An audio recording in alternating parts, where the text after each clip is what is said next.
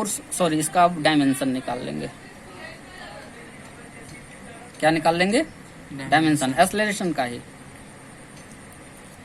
देखिए, वेलोसिटी बटा टाइम होता है, वेलोसिटी का डायमेंशन क्या है? LT-1 है।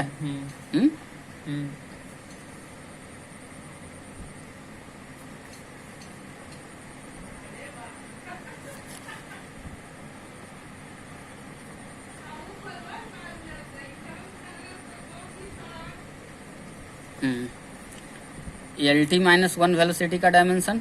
टाइम का क्या डायमेंशन है होगा? सेकेंड। नहीं, अरे यूनिट और डायमेंशन में कंफ्यूज क्यों हो रहे हो?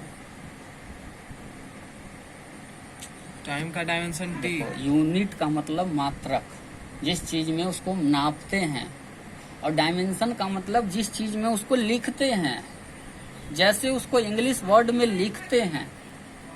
ठीक है, तो इसका भी मतलब टी, यानी टी का पावर -1 ऊपर फिर एक बार जाएगा, यानी LT-2 हो जाएगा। ये क्वेश्चन कई बार आता है ऑब्जेक्टिव में, डिफरेंट कंपटीशन में भी आता है।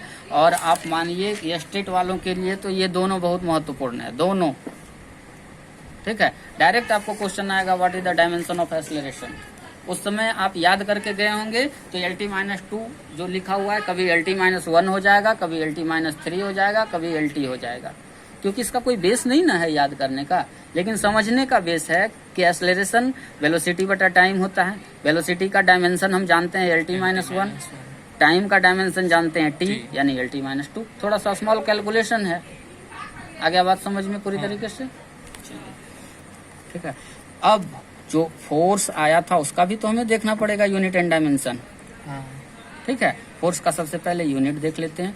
ये सब डिपेंडेंट क्वांटिटी है, इसको फॉर्मूला पे तोड़ना पड़ेगा। फोर्स का हम F बराबर क्या फॉर्मूला निकाले? ma निकाले कि नहीं? मास का यूनिट क्या होता है? kg। एक्सेलरेशन का यूनिट अभी निकाले हम, मीटर पर सेकेंड स्क्वायर। आ गया? इसी को हम लोग क्या बोल देते हैं? kg मीटर पर सेकेंड स्क्वायर।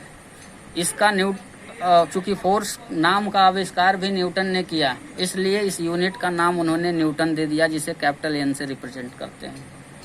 क्या नाम दे दिया? न्यूटन। फोर्स का मात्रक क्या होता है? न्यूटन। लेकिन वो न्यूटन क्या है? क्वेश्चन ये नहीं आएगा कि what is the unit of force, exam और उसके ऑप्शन में न्यूटन रहेगा, नहीं रहेगा। ये रहेगा ऑप्शन में, किसी भी कंपटीशन में। जनरल अगर रहेगा तो उसमें न्यूटन रह सकता है।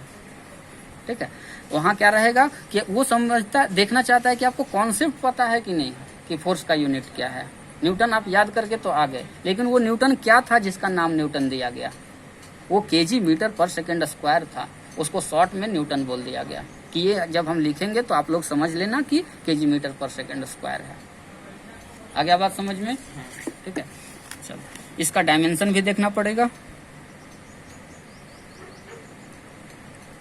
वही टेक्निक फिर लगाएंगे, F=m में। फॉर्मूला बेस्ड है। मास का डायमेंशन क्या होगा? m होगा। ठीक है, a का देख लेते हैं ऊपर से थोड़ा, LT-, तो MLT-2। Star concept, very important concept, specially for the state candidate. जो स्टेट के कैंडिडेट हैं उनको मैं लिख के दे देता हूं कि ये 4 में से एक आ रहा है आपके लिए।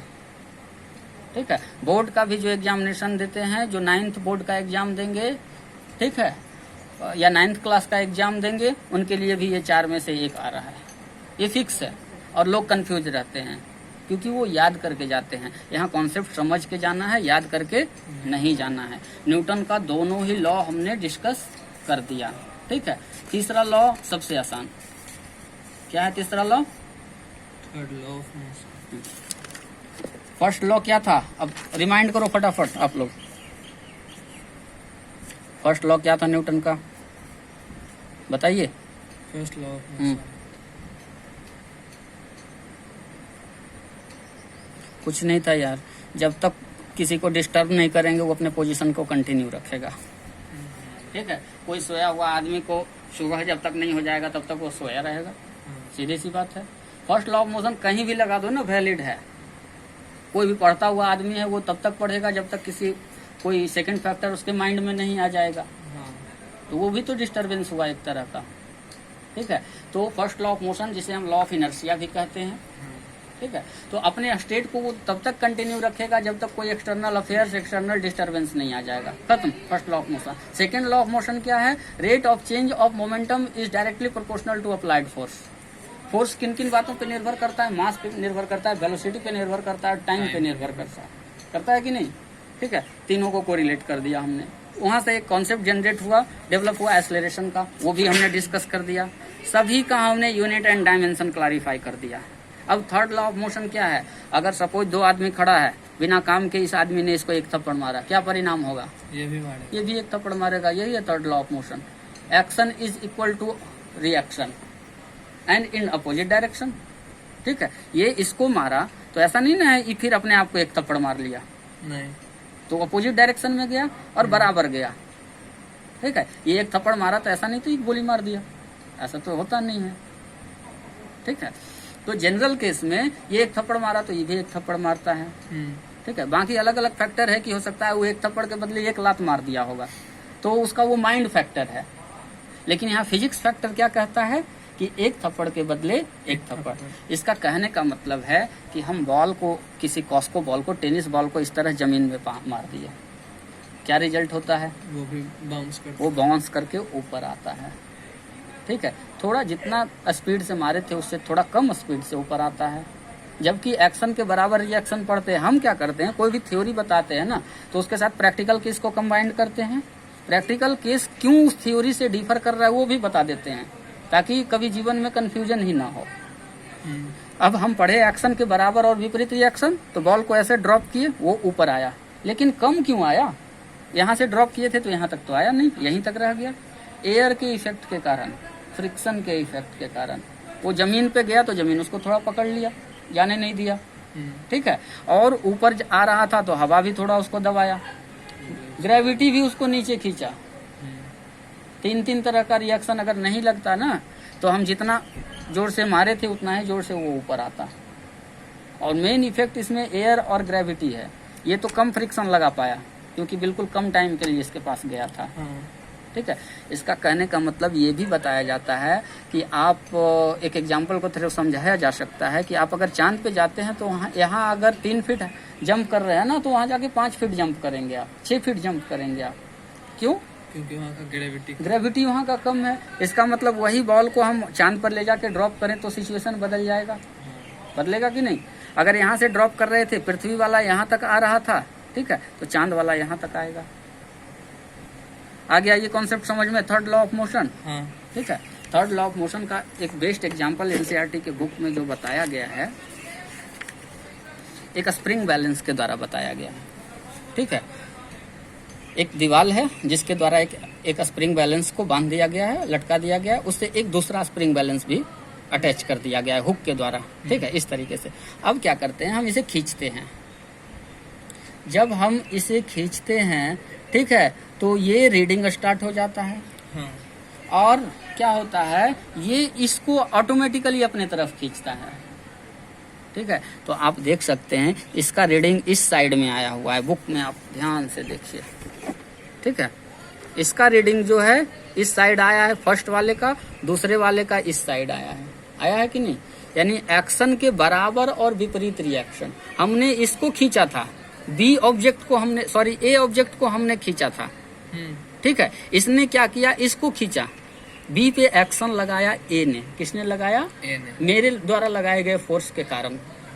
बी ने क्या किया, ए पे रिएक्शन लगा दिया। ठीक है, हमारे हाथ पे भी रिएक्शन लगता है लेकिन हमारे हाथ का रिजिडिटी ज्यादा है इसलिए पता नहीं चलता है। ठीक है, इस तरीके से हम मारे ना, ठीक है, तो हम सपोज यहाँ एक लड्डू रखा हुआ है, इस तरीके से मारे, टूट गया। एक बॉल रखा हुआ है, नहीं टूटा, क्या फोर्स नहीं लगा था? लगा था, उसका रिजिडिटी ज्यादा था।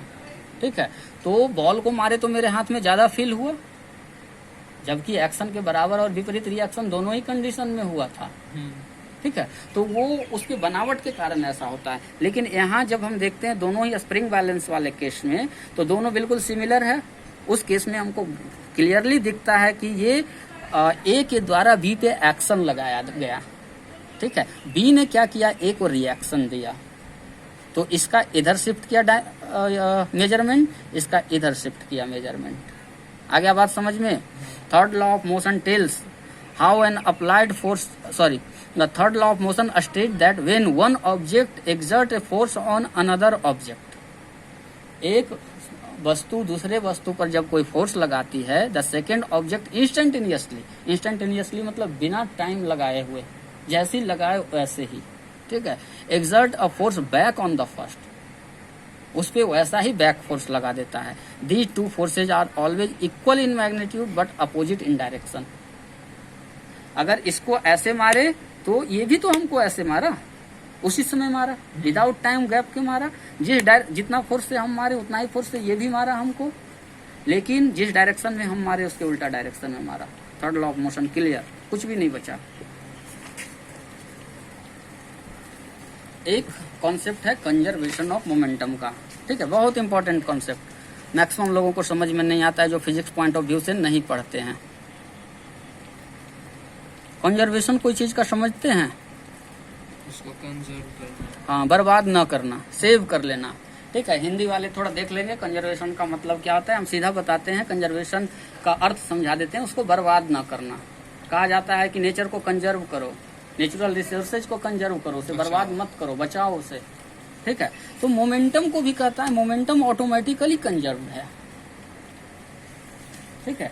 यानी कि हम इसे एक छोटा सा एग्जांपल से देखें। एक बॉल है जिसका मास है m1 हम मान लेते हैं, बुक में कुछ भी लिखे चलिए, ठीक है, जो कि u1 वेलोसिटी से जा रहा है, ठीक है। दूसरा मास है m2 जो कि u2 वेलोसिटी से जा रहा है, and u1 is greater than u2। क्या लिखा हमने, u1 is greater than u2। परिणाम क्या होगा, कुछ देर बाद टक्कर होगा, होगा कि नहीं। हाँ, इसका स्पीड ज्यादा है यार, तो ये तो इसको जाके टक्कर मारेगा ही, हाँ, ठीक है। टक्कर मारेगा तो ये इस पे किस दिशा में फोर्स लगाएगा, उसी दिशा में, जिस दिशा में ये जा रहा है, हाँ, ठीक है।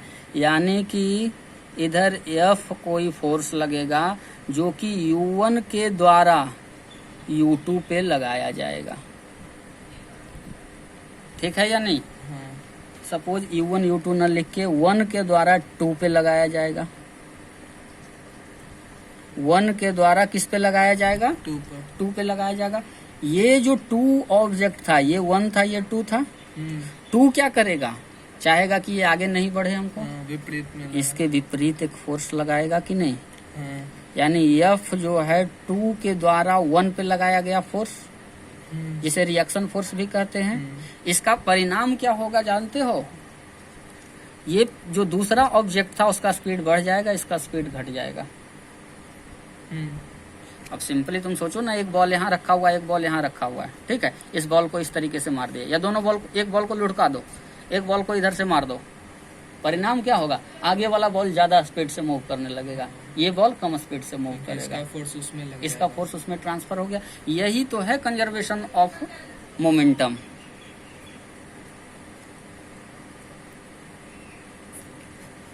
ठीक है। कंजर्वेशन ऑफ मोमेंटम यही है।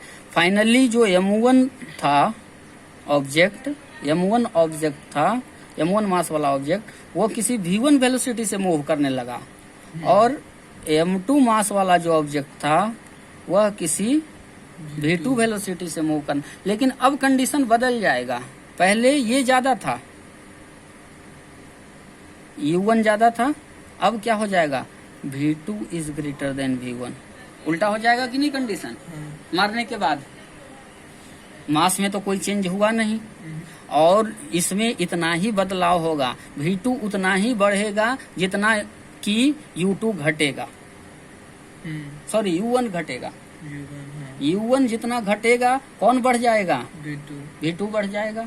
इसका मतलब कि m1 into u1 plus m2 into u2 करें तो m1 into v1 plus m2 into v2 होगा।